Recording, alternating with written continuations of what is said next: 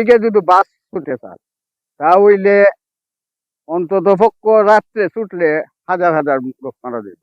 যে অবস্থায় আছে এই অবস্থায় যদি স্যার আজকে কখনো অফিসের এরাইয়া মোটামুটি কিছুটা কাজ করছে, কিন্তু আমরা খুব বিপদ।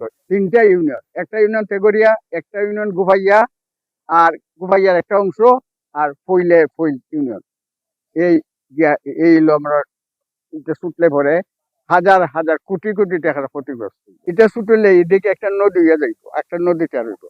রিক্সি নদীর পানি যতগুলা বাড়ছে ওখানে ডুবে ডুবে অনেক ওই যে আপনার আমরা কার্পেট দিয়া গ্রামবাসী কার্পেট দিয়া এবার তো আপাতত রক্ষা হয়েছে। খুবই রিক্সি, খুবই দায়িত্ব। যারা গ্রামবাসী কার্পেট পালাইছে, পালাই আমরা ওখানে হারতাছি নদীর বান্ধে গ্রামবাসী সহ। আশুলিয়া ব্রিজের পূর্ব পাড়ি দেয়া কয় নদীর পানি অনেক বাড়তেছে। পানির বাড়াতে আমরা কেটা বান বুইরা আর জু একটু বাড়ে তাইলে বুইরা বান বুইরা ছুটবো, আমরা আতঙ্কায় আছি। আমরা বান সুবিধা হয়ে দিতা, উষা হয়ে দিতা এমপি সাহেবে, এরপরে নাইলে তো আমরা বাঁচতাম না, গরিব মানুষ আমরা কই যাইমু। এরপরে যদি আর আদাত বাড়েতে তো শেষ হই।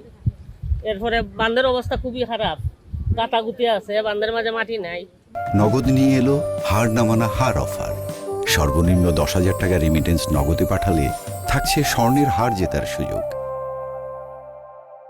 হবিগঞ্জ জেলার খোয়াই নদীর পানি মাসুলিয়া পয়েন্টে সকাল 9টায় 115 মিটার বিপদ সীমার উপর দিয়ে প্রবাহিত হচ্ছে, 115 সেন্টিমিটার বিপদ সীমার উপর দিয়ে প্রবাহিত হচ্ছে। এছাড়া খোয়াই নদী হবিগঞ্জ জেলার চুনারাঘাটের বাল্লা নামক স্থান দিয়ে প্রবেশ করেছে। সেইখানে সকাল 9টায় বিপদ সীমার 220 সেন্টিমিটার উপর দিয়ে প্রবাহিত হচ্ছে। উজানের পানি যদি আর বৃদ্ধি না পায়, বর্তমান যে অবস্থায় আছে আমরা শঙ্কামুক্ত আছি। যদি পানি কমতে থাকে তাহলে আমরা শঙ্কামুক্ত।